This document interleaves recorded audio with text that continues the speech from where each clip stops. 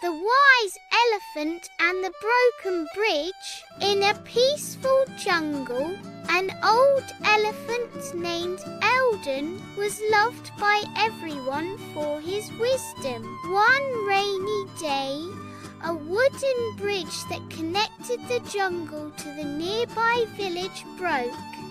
The animals were scared they couldn't cross to find food or water. Eldon thought calmly.